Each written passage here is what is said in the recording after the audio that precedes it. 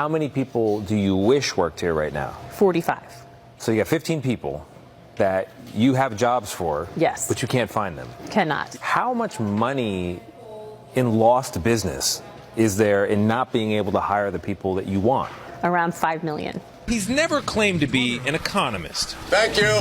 But while taping the series during the Great Recession of 2008, he did notice something important. All anybody was talking about was the number of people who were out of work. But on dirty jobs, even then, everywhere we went, we saw help wanted signs. It turns out dozens of real-life economists and other researchers have a possible explanation: a long-term decline in male labor force participation. Or as one think tank summarized it, men not at work. This is a men problem by and large, right? Seems to be. Look back to the 1950s, and 98% of men in their so-called prime working years had a job or were looking for one. That number has fallen ever since, to the point where today more than 7 million men have essentially dropped out of the workforce. We've given a lot of people a lot of options. And incredibly, one of those options is do nothing. Do nothing.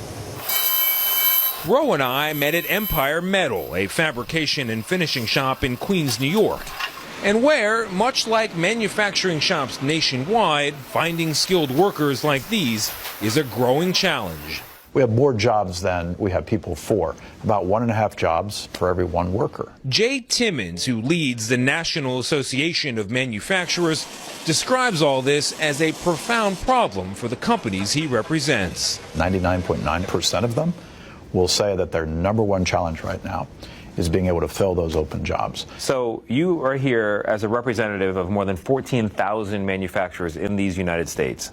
And the number one problem for 99 out of 100 of them is filling jobs. Yeah. I never thought I'd be able to say that. But now it's kind of an all hands on deck. We've got to fill these jobs that are open. And there are nearly 800,000 of those jobs open right now, according to the latest federal count, a number that surged in recent years as companies reinvest in American-made products, or try to anyway. And with manufacturing workers earning more than $30 an hour on average, Timmons says the problem is not pay, but perception. It used to be dirty, dark, and dangerous. Today it's very sleek, it's very technology-driven. And that's what we saw when we visited Electrosoft, a company outside Philadelphia that makes circuit boards for everything from missiles to submarines. Over there is the quality area where we do first piece article testing, final testing. But CEO Carla Trotman says they could be doing more if only she had the workers to do it. How many people work here right now? 30. How many people do you wish worked here right now? 45. So you got 15 people that you have jobs for, Yes. but you can't find them. Cannot. How much money in lost business is there in not being able to hire the people that you want? Around 5 million in top line revenue. 5 million? Yeah. That would be here, and that presumably you'd be paying taxes on. Obviously, and that would go into people's pockets and would be going out into the broader economy. Yeah. What is your theory about where those 15 people are right now? I honestly have no idea where they are. She suspects some people may be sitting out because of a recent change in the way many of us look at work.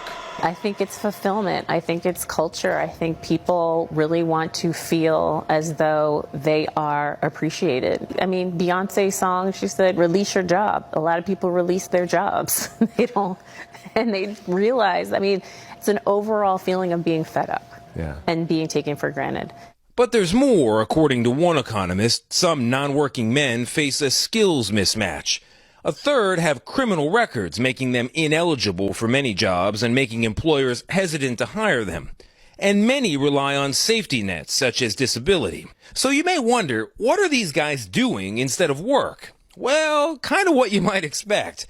Spending nearly 7 hours each weekday on average relaxing, playing games, and watching TV. So how is it, from where you're sitting, from your understanding, that people can do nothing all day and still have enough money for a bag of chips? Oh, well, it's almost as though some entity is paying them. It's almost as if somebody is not letting them fail. It's as if some giant parent somewhere has... An uncle, maybe? Could be a rich uncle, yes. could be a very wealthy uncle. Or it might come down to values. As many public schools have stopped offering shop class, many students have stopped even considering jobs like the ones Roe has spotlighted, dirty or otherwise. It goes back to the stigmas and stereotypes and myths and misperceptions that are keeping guidance counselors from talking about opportunities like this to the kids in their care. It's those things that are keeping parents from putting all the options on the table. How big of an issue is it to have this many people sitting on the sideline? It's only a matter of our national identity.